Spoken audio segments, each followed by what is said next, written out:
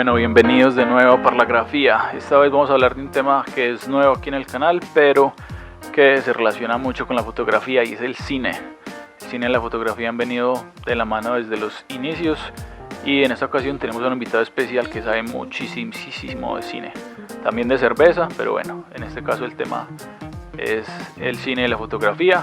Vamos a hablar con Andrés Murillo. Andrés Murillo ha estado en la industria del cine por muchos años. Inicialmente, principalmente se enfoca en la parte de educación de públicos y bueno, nos va a contar un poquito ahí cómo se relaciona el cine, la fotografía, qué es la dirección de fotografía, cuáles son unos buenos ejemplos de dirección de fotografía y algunas recomendaciones de películas. Entonces vamos a hablar con Andrés. Bueno, una cosita que se me olvidaba comentarles ahí, el audio de mi voz quedó un poquito alterado, no sé qué pasó con la configuración del audio, pero bueno, así quedó. Esta es mi voz real, no la que suena en el video, pero bueno, gajes del oficio. Entonces ahora sí, vamos a hablar con Andrés. Bueno, Andrés, bienvenido a Parlagrafía. Este es un espacio en que hablamos de fotografía, pero pues en esta ocasión vamos a estar enlazando el tema de la fotografía y el cine, que siempre han ido muy de la mano, y entonces pues para eso queremos como que vos nos compartas tus experiencias. Yo he visto que vos, aparte del cine, también manejas o estás con lo de la cerveza. Coméntanos un poquito ahí cuál es ese hobby de la cerveza. ¿Qué cerveza nos recomendarías para una tarde como la de hoy en Medellín? El cuento de la cerveza surgió hace como 3 años ya, donde pues básicamente yo desde hace muchísimos años tenía como esa idea de hacer cerveza. La tecnología, internet en ese momento estaba en pañales, entonces no se conseguían muchos de los... Son básicamente 4 ingredientes básicos, no se conseguían 3, porque todo es importado. Luego, cuando hace 3 años encontré un curso, me acerqué, empecé a hacer casa aquí en mi casa, a hacer cerveza casera y pues nada, luego fui evolucionando un poco la idea que no es tanto hacer la cerveza, que es un placer personal para compartir con amigos, sino también hacer el maridaje. La cerveza es un licor que te permite reunirte con amigos, estar siempre en contacto con otros.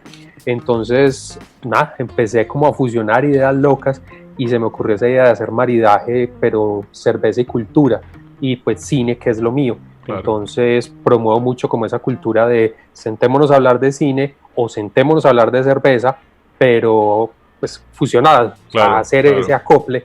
Y una tarde como hoy, una porter quizás, una stout, cervezas negras que tienen buena carga calórica y como para la temperatura, apenas son. Excelente. Y entonces lo del cine, bueno, que viene hace ya mucho tiempo atrás.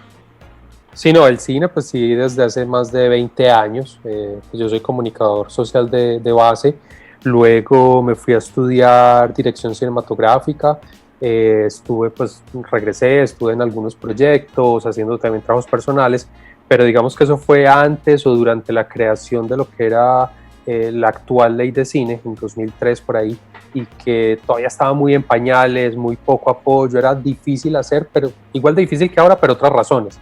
En ese momento básicamente es que era muy difícil conseguir presupuesto. Y pues ya luego me fui dedicando más a la docencia y ahí fue donde encontré un poco más esa vocación de mi parte, que es formar públicos. Y desde el cine pues tuve la oportunidad de trabajar en otras áreas como detrás, entendiendo que el cine son varias paticas, no solo es la producción de películas, sino también la distribución, la exhibición y la formación de públicos. Entonces en estas 2 últimas es donde más he hecho como hincapié, es el formar públicos desde la academia, desde espacios informales, cualquier tipo de espacio, y desde la exhibición, donde siempre he estado atado a tener esos roles, a tomar decisiones, a mirar la industria desde ese otro aspecto. Súper bacano. Ahí que hablas como de los diferentes como subsectores o divisiones de lo que es hacer cine, siempre está la parte de la dirección de fotografía. Así para la dirección de fotografía para dummies, ¿cuál sería como una definición muy básica, muy simple? Yo siempre digo que la parte A para entender fotografía es luz y sombra. Esa es la base. Okay.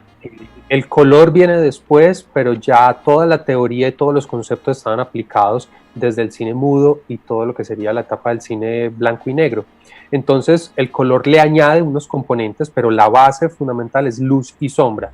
y quizás cuando la gente sale de cine, wow, qué fotografía maravillosa, y siempre se queda como con un paisaje o con una secuencia en especial, es entender que la fotografía es a lo largo de la película, no es solamente ese fragmento, sino cómo va evolucionando la construcción de los planos, un color, la distribución de los elementos, cómo se van dando en diferentes momentos de la película para ir creando precisamente conceptos o emociones. Entiendo. Ahorita que mencionabas lo de blanco y negro, estuve pues ahí chismoseando como un poquito como la historia de la fotografía y el cine, y veo uno que fueron cosas como que, como ciencias hermanas, pues, o como que crecieron a la par. ¿Cómo es un poquito ahí de esa historia del cine y de la fotografía? Bueno, pues metámonos un poquito en esa teoría básica y es, De una.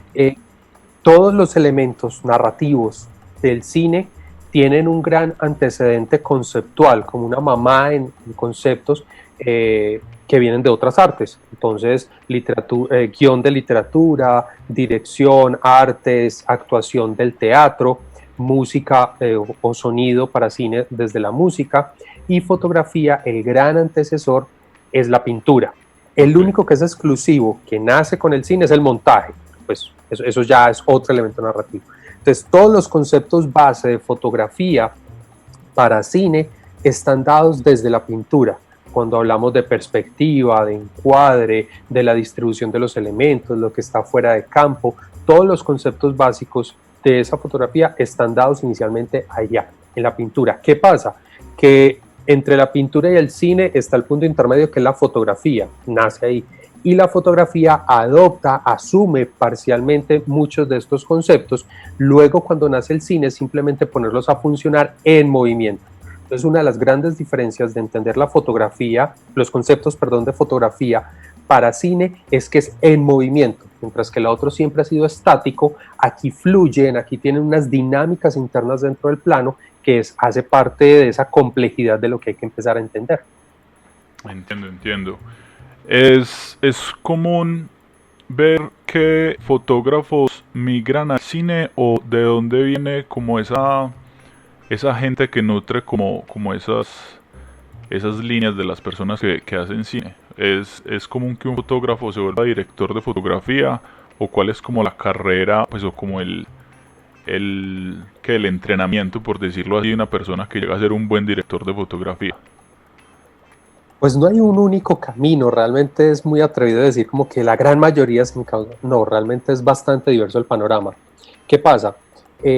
Incluso bueno, también es atrevido a decirlo, pero es menos usual encontrar fotógrafos que migran al cine, porque de entrada quienes vibran con la fotografía la entienden más desde ese plano estático, o quienes se forman para fotografía están pensando siempre desde esa estructura, mientras que quienes asumen fotografía para cine en movimiento, de entrada siempre, digamos que entran a estudiar eso, como una especialización. Ya pues dentro de la academia hay líneas para profundizar esta área, pero que por lo general siempre parten es con esa inquietud. ¿Qué es lo que sucede? Que quizás es un mundo muy grande que de entrada uno no se imagina que es tan grande. Entonces, que hay que devolverse a la fotografía, que hay que devolverse a la pintura, historia del arte, conocer muchos principios de esa base, y no es simplemente coger la cámara y balancear blancos o saber cuadrar el horizonte y ahí nos fuimos.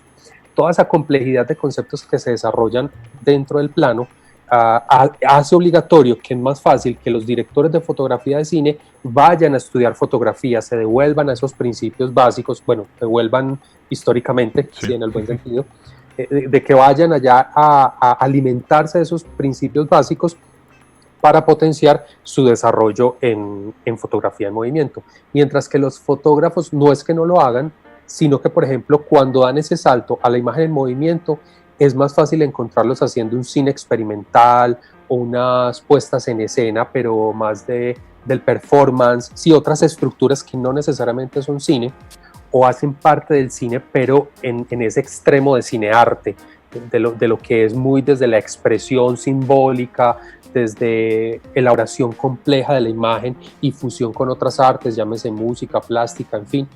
Ahí encuentra uno más fotógrafos que han ido a explorar la imagen en movimiento. Te entiendo. Y por ejemplo ahí cuando es muy fácil uno cuando está viendo una película como omitir un montón de detalles o no darse cuenta que algo, pues que cosas muy sencillas o muy a veces imperceptibles en la película requieren un gran trabajo para que se lleguen a realizar. Y entonces ahí están como o sea, si suponemos que la película es como un gran barco, entonces el director es como el capitán general y hay como como otros frentes, pues que está el director de fotografía. ¿Cómo son las diferencias entre yo soy el director y yo soy el director de fotografía, o cómo se complementan, en qué se diferencian esas funciones? ¿Son ahí como fronteras grises o depende mucho de como el grupo de trabajo, cómo es ahí como esa relación? Listo. Vuelve y juega, pues no hay nada escrito, metodologías de trabajo, todas las que quieras, pero sí se entiende desde el comienzo que el cine es castrense, es decir, es el director y de ahí para abajo se cumplen órdenes, pero hay unos espacios obviamente creativos donde se permite precisamente alimentar el proyecto. Entonces, todo lo que llamamos la preproducción, que no es solamente el guión y la preparación de las planillas y demás para el rodaje, sino también todas las reuniones creativas donde, bueno, este personaje cómo lo vamos a vestir, qué colores tiene, estos espacios cómo los vamos a abordar, la cámara, vamos a tener esta secuencia con esta complejidad, la vamos a manejar plano secuencia, en grúas, lentes, en fin, toda esa parte creativa en el previo para llegar al rodaje más o menos con esos acuerdos. Hay directores que les gusta mucho, como decirlo coloquialmente, de la rienda corta, es decir, que les gusta estar tomando todas las decisiones, que no permiten que su equipo se salga como de lo ya acordado en alguna reunión o en el guión, entonces los otros simplemente ejecutan, mientras que hay otros directores más laxos, más flexibles y que confían mucho en esos directores de fotografía, así como en el sonidista, actores y demás, entonces dan más libertades para esa parte creativa.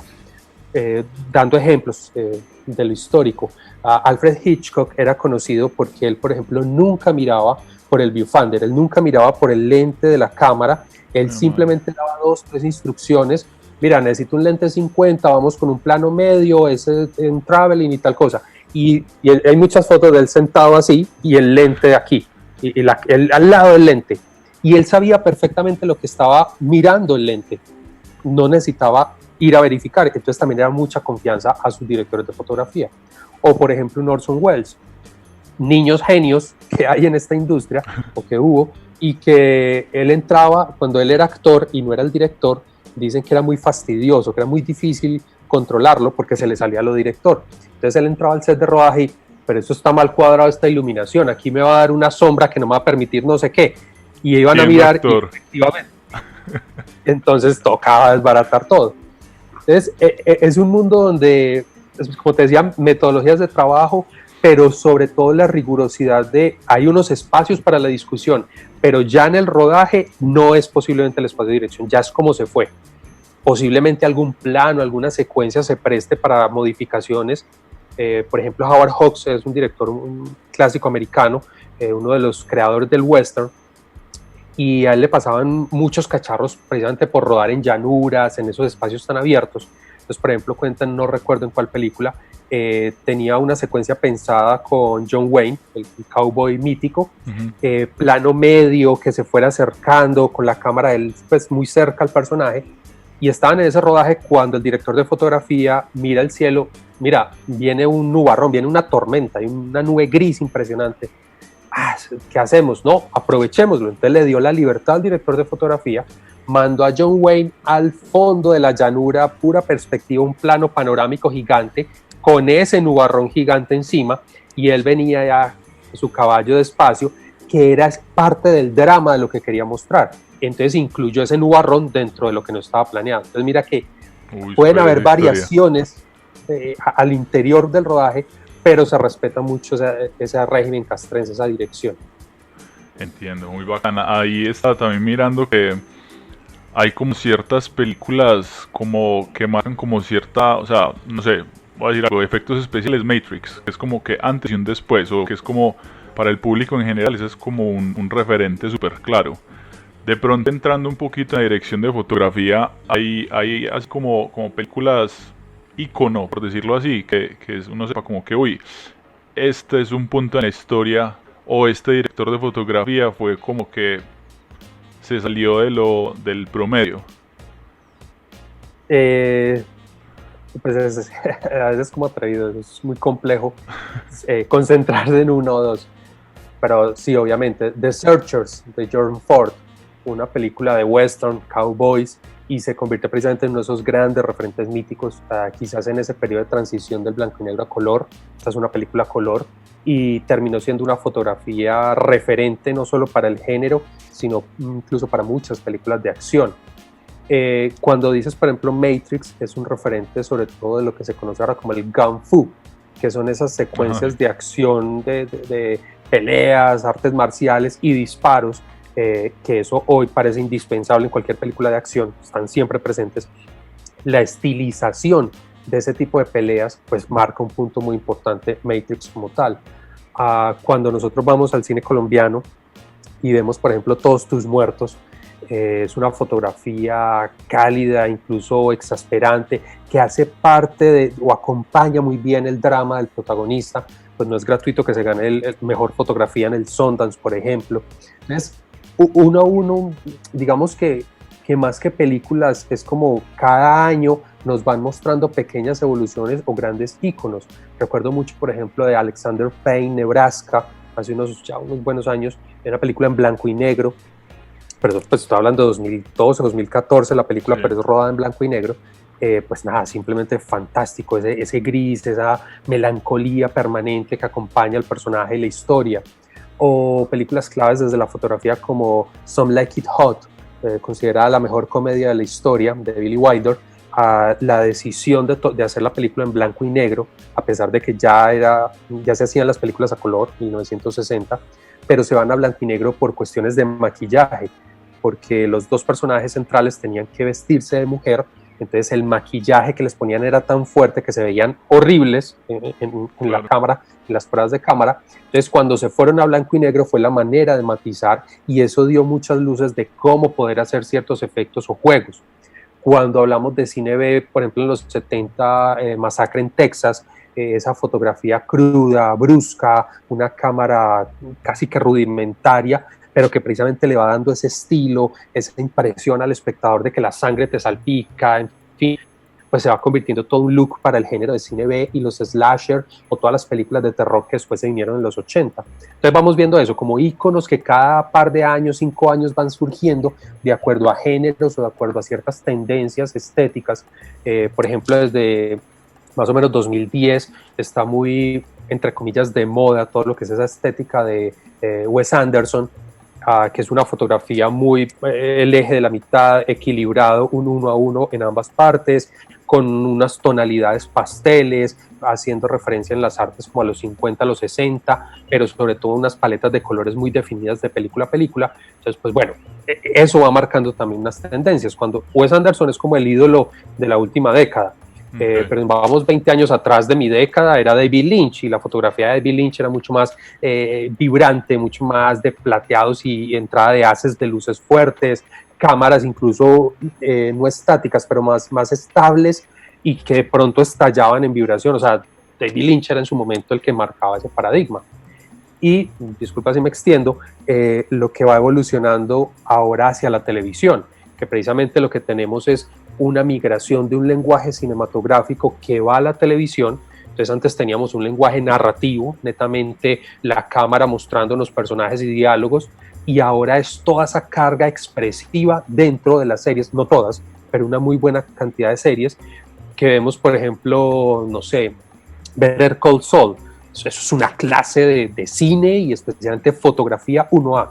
Los detalles, dónde poner la cámara dentro de las máquinas, de los objetos, el detalle, utilizar unos lentes especiales para poder rescatar precisamente el proceso de alguna maquinaria o revolviendo un líquido, los colores, tener unas tonalidades muy claras. Entonces, desde la primera temporada, los futuros son en blanco y negro, los pasados son en azules y el presente son unos tierras amarillos muy, muy, muy fuertes. Entonces te va dando esa idea de cómo hay unos conceptos y se estructuran esas expresiones desde la fotografía y pues todos los elementos narrativos, pero especialmente fotografía, que es lo que hablamos hoy. Esa elección de tonos que mencionabas ahí, esa sería una decisión típica de un director de fotografía. O sea, ese Sí. es como lo que él pone sobre la mesa y es como, hey, vamos a definir estos tonos así para estos tiempos, estas emociones, estas como diferentes escenas. Correcto, muchas veces hay directores que son muy cercanos o han sido directores de fotografía en algún momento y tienen muy claros esos conceptos y como la estética de lo que quieren, incluso más estética no sería la palabra, como el look, toda esa ambientación de lo que se quiere crear. Entonces empiezan a socializar con su director de fotografía, pero él junto con el director de artes, es decir, el director encargado del vestuario, escenografía, utilería, entre ambos se van poniendo de acuerdo en eso. Bueno, qué colores van a privilegiar, qué colores definen esta emoción y este personaje, qué queremos construir. Porque muchas veces el director lo que tiene es el guión, la historia, su personaje, y cuando llegas a reunir, miren, yo quiero esa angustia, y esta angustia yo la veo reflejada es en papeles volando, o en mucho viento, o en lluvia, pone 2 o 3 elementos en juego, y son estos directores, fotografía y artes, quienes empiezan a procesarlo y a volverlo material. Bueno, ¿cómo se ve la angustia? El color verde es el que me va a reflejar angustia, entonces vestimos al personaje o son los fondos o es toda una ambientación y a partir de ahí pues discusiones en Emil, no sé si se llegarán a poner de acuerdo, obviamente se tienen que poner en algún punto en equilibrio y el director termina diciendo sí, me gusta, vamos por ahí, o sea, siempre va a ser la decisión final el director. Entiendo. ¿Hay alguna película que tenga muy buena fotografía y pues yo sé que es muy relativo, pero que sea muy buena fotografía, pero como película como regular? ¿O conoces algún caso así como que, pues como medio contradictorio?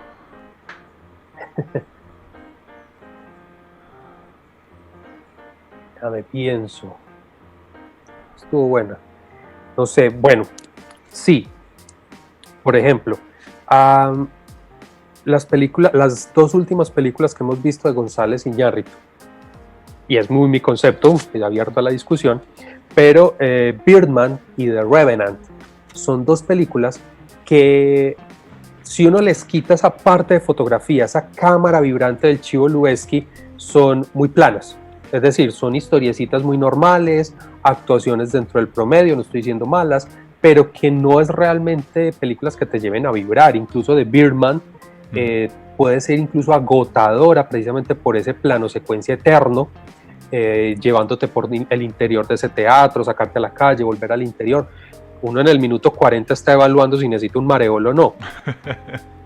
Pero más allá de eso es como la historia no es tan potente realmente, y es donde uno se da cuenta mucho, bueno, González Iñárritu no pues que contaba historias tan buenas, y eso son historias de fotografía, una cámara muy potente y secuencias muy vibrantes. Ahora, cuando uno se va a ver quién es el Chivo Lubeski, director de fotografía, y lo que ha hecho, por ejemplo, el trabajo que ha hecho con Cuarón, Children of Man, los niños del hombre. Sí, claro, esa secuencia del caso es brutal.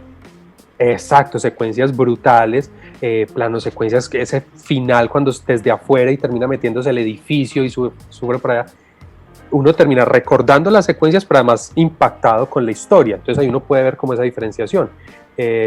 Películas como Gravity, también del Chivo Lubeski, gran fotografía pero para mí muy planas, o sea, no pasa nada dramáticamente.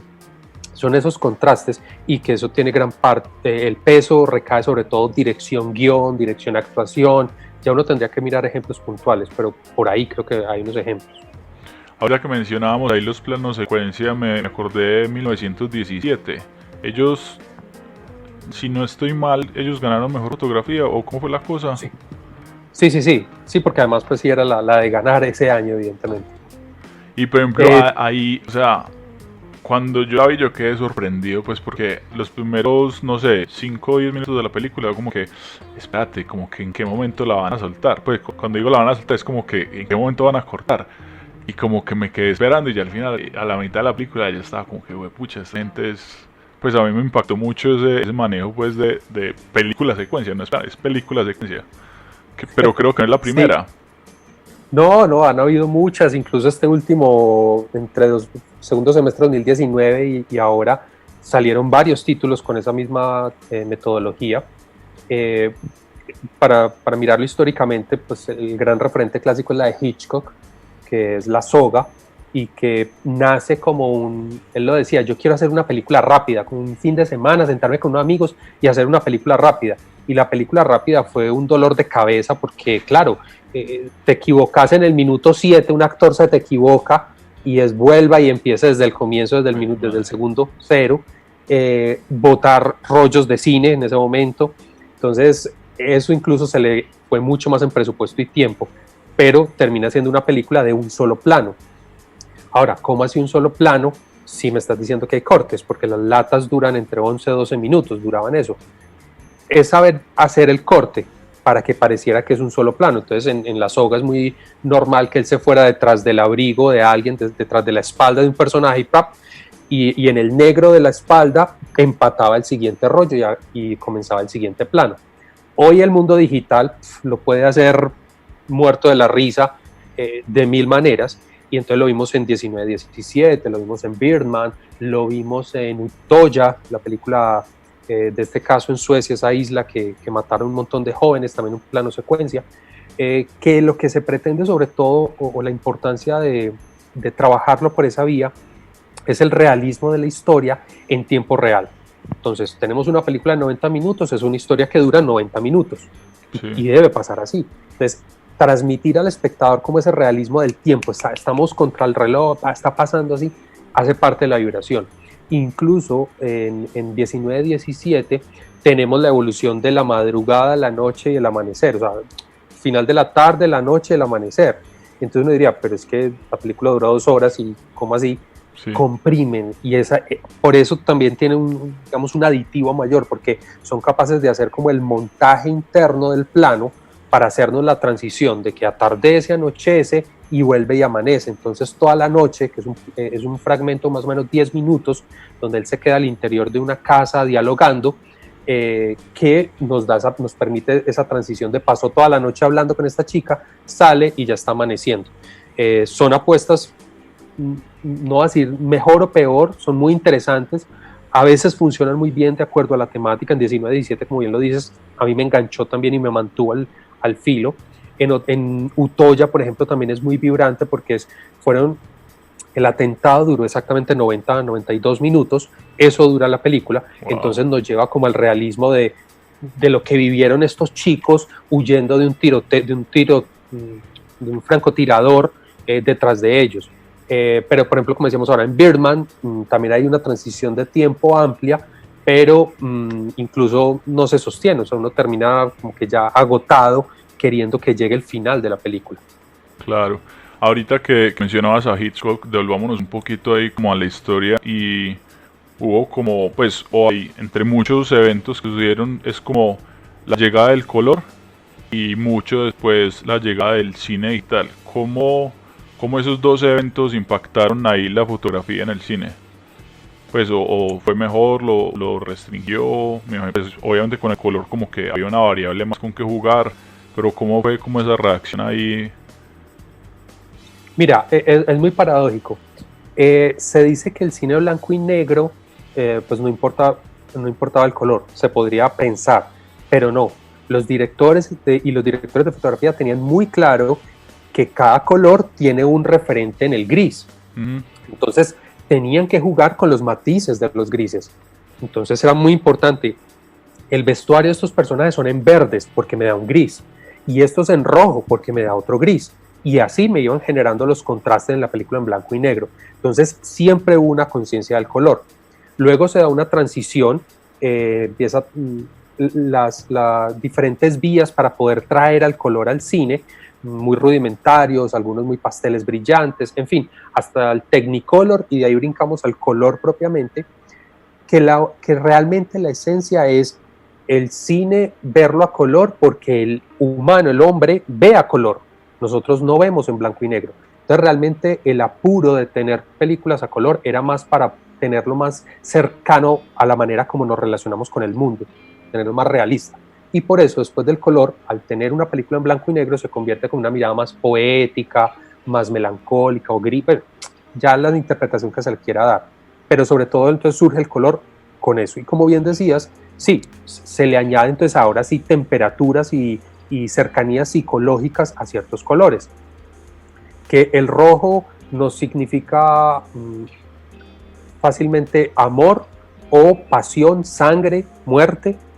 El azul, tristeza, frialdad, distancia. El verde, esperanza. Cada color va teniendo dentro de la psicología como unas asociaciones, pero eso no quiere decir que siempre se cumpla así. En el cine todo está por construir. Entonces, si usted quiere hacer una escena de cama, de amor romántico, en morados y amarillos, pues hágale. La tiene más de para arriba, porque el espectador en su inconsciente tiene cercano los tonos rojos, rosados, pero se podría construir. Entonces se le va añadiendo todo eso. Y cuando llega la transición al mundo digital, esto no fue sino una mirada desde los grandes estudios, cómo gobiernan y facilidades o una coyuntura del negocio que necesitaban resolver, pero que realmente se perdió en fotografía. ¿Cómo así? A ver, se gana mucho en nitidez y se gana mucho en quizás el detalle del color, y esos micropíxeles y montones de píxeles nos dan una calidad aparentemente mayor de color, pero como cámaras e incluso como producto final no es mejor que el 35. El 35 milímetros es la versión más cercana a cómo ve el ojo humano. Nosotros no vemos en tantos colores y tan brillantes como el digital. Claro. Es más cercano el 35. Entonces, antes nos bajaron la calidad. Con las cámaras de cine, uno podía ambientar una habitación con una vela. Una buena vela te ambientaba y lograbas ver. ¿Cómo se llama esa película cámara digital con las velas? ¿Cuál será? No sé. Referente, por ejemplo, que es La Sirga del cine colombiano, que tiene un momento de secuencias al interior de la habitación de la cabaña y es con velas y se ve precioso. Incluso hay que verla en cine por eso, porque cuando se pasa a video mata mucho esa ambientación. Pero tú coges una cámara de video hoy con una vela y ves un foquito, ves la vela y ya no se ve nada más. Sí.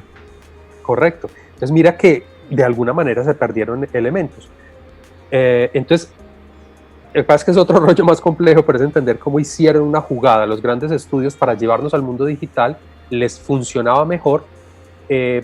Para nosotros o para el público, el espectador promedio, puede que no haya muchos cambios, pero si somos un poco rigurosos con la imagen, nos vamos a dar cuenta que hoy por hoy la fotografía, sobre todo el cine de Hollywood que vemos, es bastante pobre.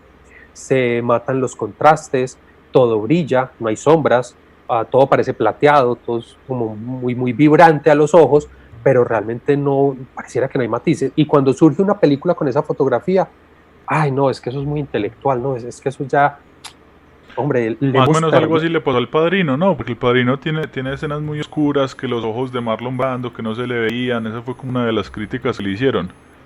Sí, pero es entender que todavía estaba narrando con esa fotografía clásica, incluso haciendo referencia a movimientos previos, hablando desde el expresionismo alemán, todo el cine negro de los 40 y los 50, o sea, todavía estaba arrastrando parte de esas estructuras de cómo hacer la ambientación, pero que el espectador cada vez la fue perdiendo, necesitaba ver más, ver toda la información del plano y que esa información no tuviera mucha complejidad para absorberlo más fácil, y estamos concentrados en la historia y las historias cada vez más vacías, simplemente un tipo detrás de otro matando 30 para rescatar a la hija, cosas así. Sí. Entonces se ha perdido mucho de entender la complejidad del plano, de simbolizar la imagen, y dentro de la imagen con la luz y la sombra o el mismo color. Entonces cuando, por ejemplo, con mis estudiantes ponemos alguna película y empezamos la discusión, bueno, ¿y cómo vieron los colores? Sí, muy bonitos, pues estaba el rojo, el amarillo, el morado,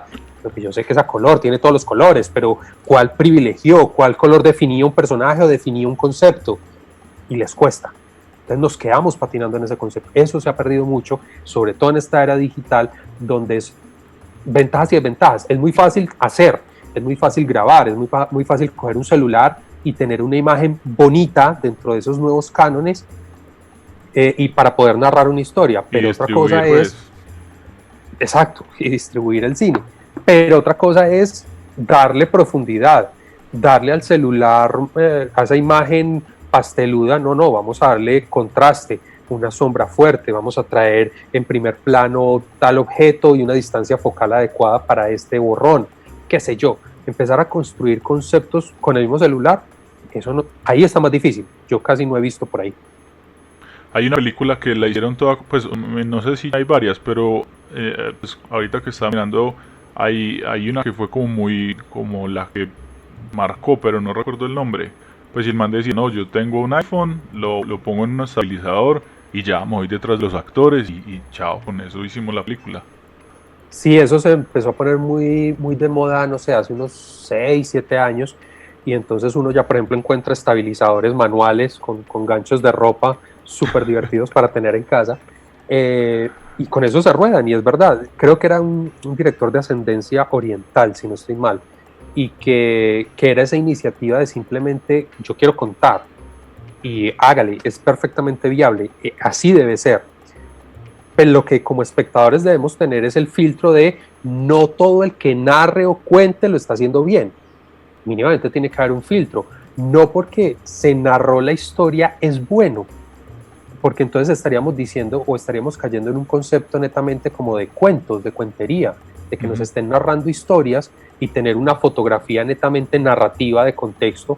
Un personaje entra y sale y ya, y le estamos perdiendo a todo el potencial expresivo que tiene el cine, que es con la música, el montaje, la fotografía, las artes, todos los elementos se confabulan para crear emociones. Entonces no es simplemente que el personaje entró, cómo salió, cómo pasó, cómo jugó con los elementos. Es muy narrativo, es un plano de transición, perfecto, pero debe llegar en algún momento el que está con la sustancia de fondo. Y a veces uno ve trabajos que se narran muy bien, se contó la historia, pero muy plano desde esa parte de contenido y profundidad. Ahora que hablábamos como de ya la era digital, y pues creo que Netflix es como el ejemplo más cercano a todo el mundo. Me acuerdo mucho, por ejemplo, cuando estaba viendo esta serie Billions, que hay un personaje que es como el asistente del protagonista. La nena siempre está de negro, y decía, y como que, pues, y ella resulta estar como entre el bueno y el malo, que se cambian ahí los papeles, pero es como un negro muy neutral, y yo decía, ¿qué otros como ejemplos modernos crees que son buenos para uno sentarse como a desarrollar como esa sensibilidad de la fotografía en el cine?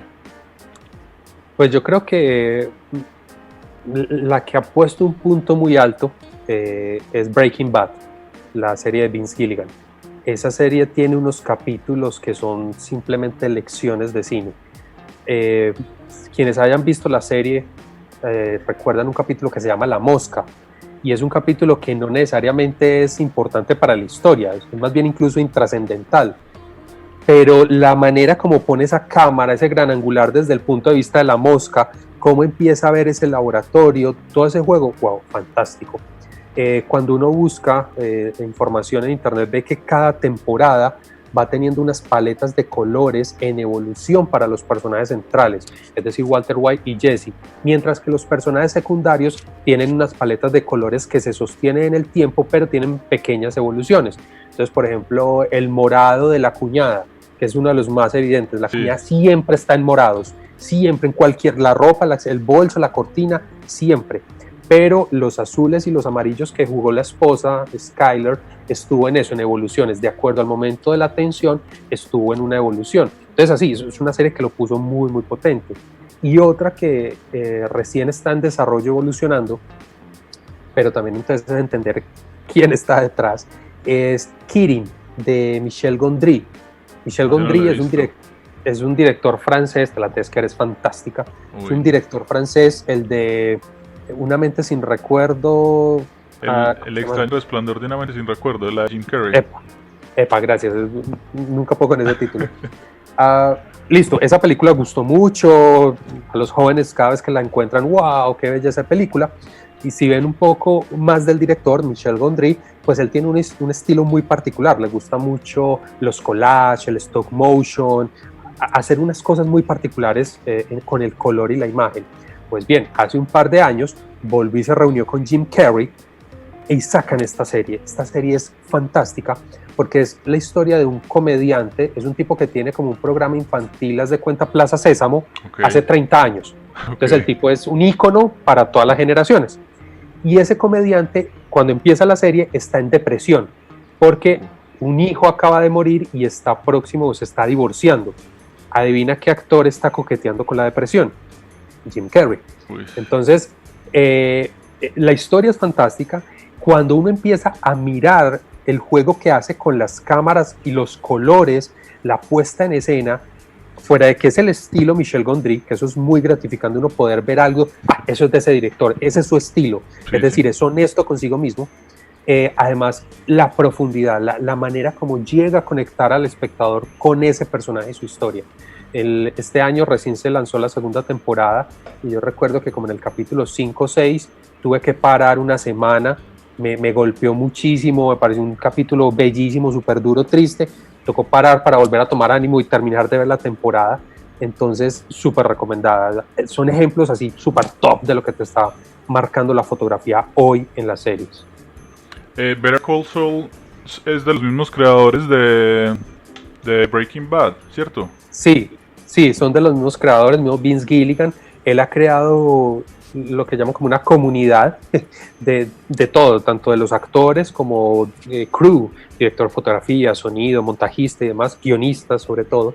Entonces ya tenían todos el sabor, ya sabían de dónde venía, que es Breaking Bad, y lo que debían plasmar. Entonces lo único que hicieron fue medir los tiempos, porque la serie comienza, no recuerdo bien, 6 o 8 años antes que la línea temporal de Breaking Bad. Entonces, entonces son 6 temporadas las que van a desarrollar, van en las 5, nos queda una última. Y en cada una empezó a jugar, sobre todo con el color, fuera de las diferencias que hacía ahora, es como el personaje iba mutando a lo que ya conocemos que es el personaje de Breaking Bad, Saul Goodman. Entonces el personaje va cambiando su vestuario, su colorido, se va volviendo más estrafalario, los ambientes donde él se desarrolla, la presencia del desierto y ese amarillo sofocante, todos esos elementos van en evolución temporada tras temporada. Entonces, claro, eso es tener mentes brillantes pensando en el futuro, pensando en el tiempo, el desarrollo de los conceptos. Claro. Ahí que estamos hablando ya como de creadores en específico, ¿cuáles pueden ser como referentes, nombres para googlear, como para uno empaparse más de la fotografía a nivel nacional y ojalá pues si tienes alguno, internacional, si tienes alguno colombiano también sería muy bueno? Pues directores de fotografía contemporáneos, a la cabeza estaría Emanuel Lubezki, el Chivo Lubezki desde México. No es gratuito que haya llegado a Hollywood, que se haya robado como todas las miradas con él, ha trabajado mucho con Alfonso Cuarón y González Iñárritu y algunos otros proyectos con otros directores en Hollywood, pero cada película, digamos que la complejidad técnica, los retos que se ponen en el visual, pues lo ponen siempre muy, muy por encima. Ahora que hablamos de 1917, Roger Deakins, él es un director ya veterano, tiene muchísimas nominaciones al Oscar y que ha trabajado con los hermanos Coen, con Sam Mendes, el director de fotografía de Fargo, 1917.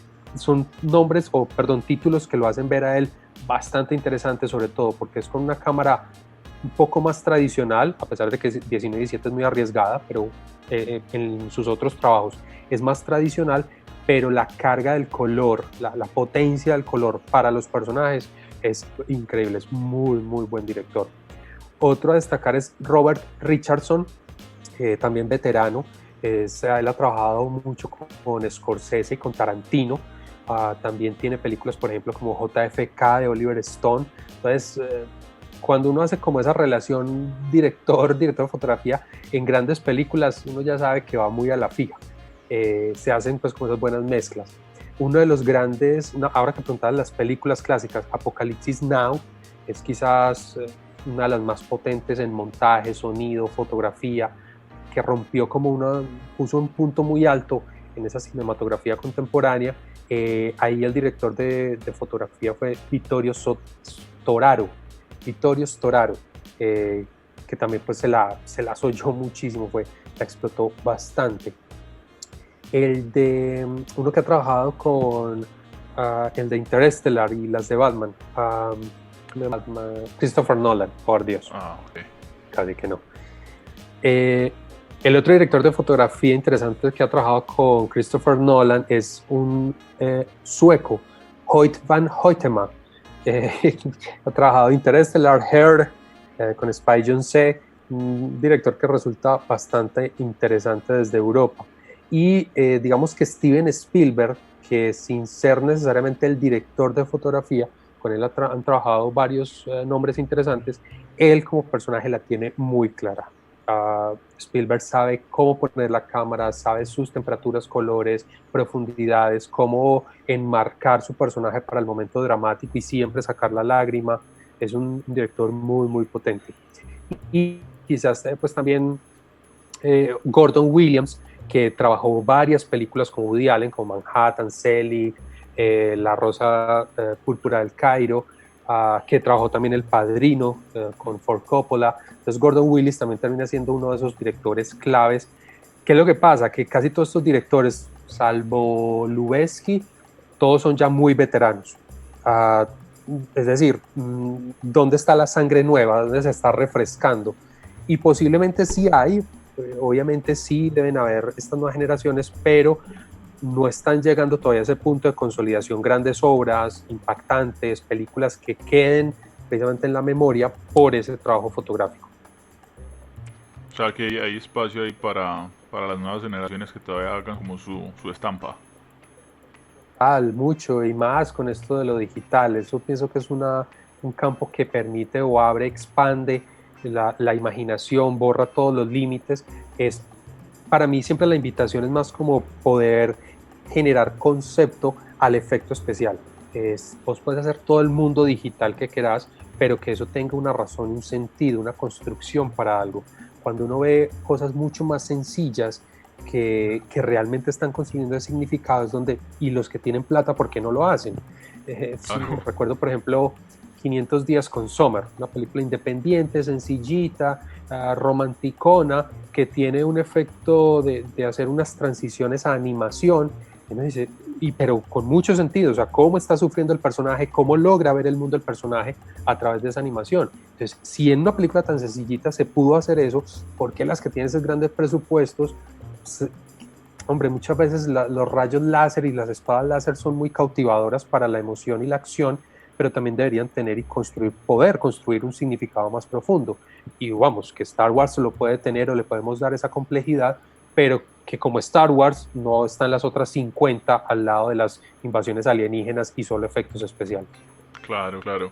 ¿Cómo ves vos que puede evolucionar la fotografía y el cine, ya que tenemos como todas estas, lo que hablamos ahorita, películas hechas con un celular y un estabilizador, que el presupuesto pues es como amigable casi con cualquier proyecto? Entonces, ¿cuáles crees que son esos escenarios donde se puede ver la fotografía y el cine futuro? Creo que me preocupa o me pone más alerta antes que la misma fotografía, es donde va a estar el espectador, con referencia a la fotografía y al cine en general. Es decir, cuando nosotros vamos a la historia y vemos ese espectador promedio de principios del siglo pasado, venían del mundo de las letras, eran mucho más cercanos incluso al concepto del arte, de la pintura, de las proporciones, la complejidad de lo que es un plano, y por eso eran muy buenos espectadores, porque entendían desde el cine mudo, wow, todo lo que está haciendo esa construcción de imagen en movimiento. Luego vienen otras generaciones ya con el sonido, pero igual se mantiene y se sostiene que eran espectadores, vamos a ponerle una palabra culta o letrados, o sea, que les gustaba investigar, leer, saber un poco más. Y digamos que con el tiempo eso se ha ido degradando y cada vez tenemos espectadores un poco más inocentes, menos curiosos de lo que está sucediendo en la imagen o lo que debería suceder. Y simplemente apegados a una trama y a un concepto muy básico de emoción. Si lloré, ya, genial la película, pero no entendimos por qué lloraste, qué fue lo que te movió, esa emoción que construyó. No me interesa saber cómo lo hizo, ya, yo lloré y fue maravilloso. quizás ahí es un poco mirar cómo va a estar esa evolución, porque lo que estamos encontrando es que toda la tecnología es una avalancha. Vamos a tener medios de consumo sin fin. El fenómeno de la televisión streaming, los canales privados, el acceso a internet de las series web, una cantidad de contenidos es impresionante. Pero ¿cómo estamos preparados como espectador para hacer filtros, para saber cómo acercarnos a eso? Entonces, desde mi perspectiva, incluso la fotografía debe mantener esos conceptos básicos. Que lleguen facilidades tecnológicas que me permitan colorización, que me permitan movimientos, planos, perfecto, pero a la final eso va a estar amarrado a unos conceptos base y esos son los que se van a mantener. Pero de nada me sirve transformar o evolucionar esas mismas posturas narrativas desde lo visual si yo no tengo un espectador preparado para apreciar, para tener esa mirada crítica de lo que está consumiendo. Porque si seguimos como vamos hasta ahora, creo que el futuro de la fotografía es desaparecer. Simplemente tener una cámara que narre y de vez en cuando hacer un plano secuencia, ¡wow!, súper espectacular, y ya, eso fue lo más espectacular. Entonces, ahí perdemos todos los conceptos y perdemos todo lo de la fotografía. Entonces, por eso te digo, antes que pensar cómo evoluciona el concepto, es cómo vamos a apreciar ese concepto. Claro. Porque si no lo tenemos, va a desaparecer. A la gente le va a importar menos el número Fibonacci, cómo se construye esa espiral para llegar al número, ¿cómo se llama? A la proporción áurea. Áurea. Exacto, para llegar a ese punto. La gente cada vez menos, no, ¿eso para qué? Pues yo ya lloré. o me reí o disfruté a Adam Sandler, y que está bien, ¿sí? No es ese punto de la crítica, sino que nos estamos perdiendo de muchas otras cosas que podría estar dentro del cine y que hoy se está viendo cada vez menos. Entonces, si lo podemos potenciar, perfecto, y que el público lo pueda demandar porque tiene ese conocimiento, genial aún, porque entonces ahí sí se va a cualificar y ahí sí vamos a empezar a ver fotografías 2021. Antes, no. Sí, ahorita que mencionabas eso, recuerdo mucho que la otra vez vi un artículo, un estudio, algo así, que era como que alguien ya tomó tu foto. Entonces era pues, la típica foto que uno, pues que la gente toma con el celular, le pone un filtro de Instagram y la monta, y entonces como que, creo era un video, como que mostraron una foto y como que con algún algoritmo de búsqueda buscaban fotos similares y como que ya hay como 10.000 fotos que son prácticamente igual a la tuya. Pero es difícil pues porque, o sea, ya es como que el exceso de información, pero como lo reducido del conocimiento, entonces es muy difícil sacar al público en general como ese consumo rápido de fotos, de no sé cuántos millones de fotos se suben a Instagram diariamente. Por ejemplo, ahorita con esto de Matarife, que esta gente decidió hacerlo pequeños episodios corticos, yo creería que una de las razones es como para que la gente no se salga y es como que, uy, listo, ve aquí 3 ideas, consúmalas, dijéralas una semana y en una semana hablamos. Entonces es como muy teso, como enganchar a la gente para que se siente 2 horas y aprecie como con calma una película. Deben haber puntos de quiebre para ese círculo vicioso. Para mí uno de los puntos de quiebre, por ejemplo, es ver historia, saber de historia. ¿Por qué? Porque cuando tú le pones a un espectador promedio hoy, un joven de hoy, una película clásica, a los 15 minutos, 20 minutos está pegado al techo porque no ha explotado nada, no le está pasando nada al personaje, nadie se ha muerto. No han hablado. No han hablado.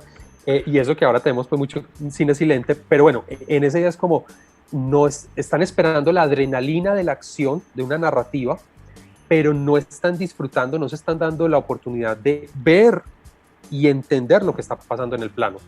Y para ello pues hay que ver historia y desarrollar, entender movimientos, directores, regiones, épocas, qué sucedía, y eso va alimentando el ojo para que cuando se enfrenten a una película de hoy, pero es vacía o es plana, no, dramáticamente no me está contando nada, empezar a cualificar. Para mí un punto de ruptura.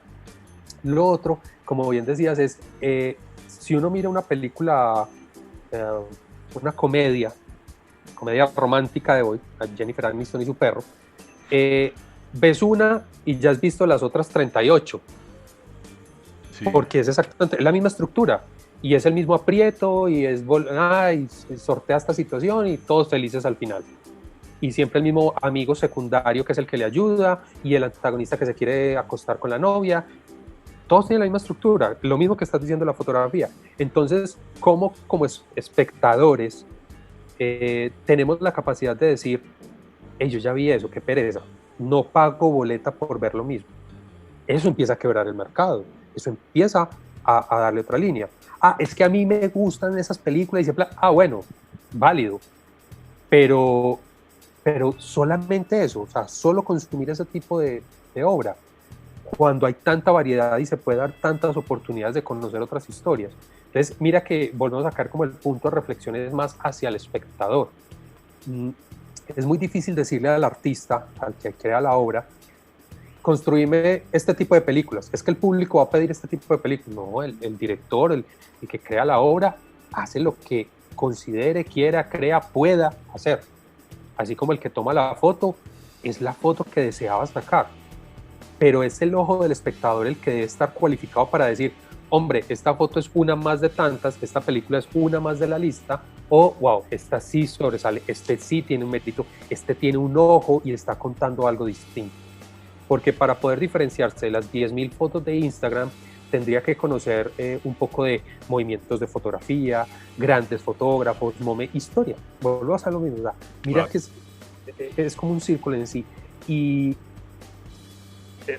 es a veces crudo decirlo, pero el facilismo con el que se confronta, se llega a apreciar, en este caso el cine, muchas películas, es lo que ha hecho que el cine de alguna manera venga en menos calidad, venga cada año con menos calidad, con menos propuestas interesantes, con películas cada vez más pobres. Y no solo Estados Unidos, empezamos a ver una decadencia en Europa, el cine oriental, entonces se debate entre hacerlo muy comercial o seguir trabajando sus líneas expresivas, pero es porque el público pareciera esa idea de, yo no sé cómo lo dicen, ir a no pensar a cine. Yo, ¿de dónde tengo el botón para no pensar? O sea, eso es tonto. O sea, yo voy a cine y yo sigo pensando, tengo que ser crítico y tengo que saber, esto me entretiene, me gusta, me apasiona, me pone a llorar, me indigna, perfecto, disfrútalo así. Pero también hay que pasar el filtro del me gusta a si es bueno, si tengo un criterio para saber si es bueno.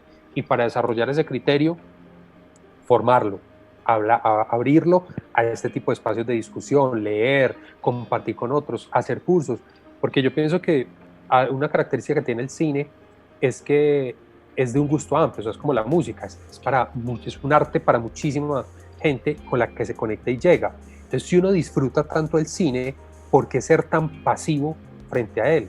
Y no más bien activo y sacarle mucho más jugo a una película. Para eso hay que formarlo. Sí, totalmente de acuerdo. Andrés, si la gente quiere desarrollar esa perspectiva, el ojo, ese criterio, ¿dónde te pueden encontrar? ¿Qué recursos recomendás o dónde pueden saber más de lo que vos haces, que es cultivar y como formar esos públicos? Sí, pues yo cada tanto estoy sacando cursos de apreciación cinematográfica. Pienso que ese es uno de los primeros escalones básicos, hacer un curso de apreciación donde te den como esas herramientas básicas para entender qué desarrolla la imagen desde los diferentes aspectos narrativos. Entonces, un cursito básico de apreciación siempre será bienvenido. A partir de ahí, por ejemplo, un buen cineclub. En la ciudad hay muchos, casi todas las universidades, yo tengo el mío. Se generan cineclubs donde lo que se pretende es ir rotando, bien sea por periodos, por directores, por tendencias, y que después de la película se pueda dialogar, se pueda entablar una discusión crítica de esa película que acabamos de ver. Sí, que no es ir a comer crispetas solamente. Exacto, y no solo con la idea de me entretuve 2 horas, no, o sea, me entretuve, pero también me queda alguna reflexión. Entonces, sacarle mucho jugo. Y a partir de ahí ya se van despertando caminos. Hay personas que les gusta mucho, por ejemplo, lo histórico, entonces empiezan a machacar y a consumir fuertemente un cine histórico o a leer. Hay otros que, por ejemplo, no, a mí se me desarrolla un gusto por los vestuarios y quiero conocer más de vestuarios. Entonces empiezan como a especializar la mirada y el tipo de películas que les interesa. pero entonces mira que es una construcción progresiva. Entonces, como unos primeros pasitos, cursos de apreciación cinematográfica básicos, como te digo, cada tanto los estoy sacando a través de mis redes sociales, los promociono, y cineclubs, siempre serán espacios de formación bienvenidos. ¿Cuál es el nombre de tu cineclub? No, con cerveza, que es como mi iniciativa de fusionar cine. Y cine, perfecto. Exacto, entonces yo siempre cada película la invito a verla con un maridaje, con una cerveza en especial. Algunas más amargas, otras más refrescantes, otras más oscuras, negras. Y lo que he estado haciendo durante todo este año es haciendo una rotación cada semana entre un documental, unas películas cine independiente, un clásico y una película colombiana. Entonces, cada semana vamos rotando y al final de la semana pues nos reunimos el grupo por estas vías virtuales y la discusión. Y eso enriquece mucho realmente el concepto. O sea, ya llega uno el punto donde son estos participantes que te empiezan a decir solos: la narrativa fue de esta manera, yo me di cuenta del arco dramático del personaje, vi ese recorrido del héroe, ese final, no sé. Ya, ellos van captando a medida que se va entrenando el ojo. Excelente, hermano, excelente. Hermano, muchísimas gracias por estar por aquí en Parlagrafía. Ojalá que la próxima vez sea en vivo con una cervecita para seguir charlando. Entonces la gente puede encontrarte en @concerveza por Instagram para cualquiera de los... @concerveza o @Andrés Murillo C2. En uno hablo más de cerveza que de cine y en el otro hablo más de cine que de cerveza. Entonces ya por gustos. No, excelente, excelente. No, y a ustedes, a todos ustedes por este proyecto, por esta iniciativa, me encanta. A mí es el que me falta muchísimo para aprender de fotografía. Uno entiende que este mundo cada vez es más grande en este concepto y nada, gracias por permitirme compartir un poco estas ideas locas. No, listo, hermano, entonces ya sabemos que menos crispetas y más criterio y bueno, hasta la próxima. Muchas gracias. Hasta Dale, luego. quédate. Señores, esta fue la parla que tuvimos con el señor Andrés Murillo. Excelente combinación de cine y fotografía. Ojalá la próxima vez sea en vivo con una buena cerveza recomendada por el hombre. Sabe bastante del tema. Si quieren saber de los talleres y de todo el contenido que este man desarrolla y promueve, lo pueden buscar en esta cuenta de Instagram. El hombre también tiene un podcast. Este video también lo pueden encontrar en el podcast. Y bueno, pendientes ahí de los talleres de apreciación cinematográfica que el hombre desarrolla y también de toda la movida de cerveza que el hombre también hace. Listo. Muchas gracias por estar por acá. Ya saben, lo de siempre, en todas las redes sociales, que deditos arriba y la vuelta. Eso apoya un montón el proyecto. Y si tienen algún invitado especial, algún tema que les dé curiosidad, que quieran que debatamos acá, pues los oídos están abiertos para que nos hagan sus comentarios. Listo. Cuídense mucho. Un abrazo.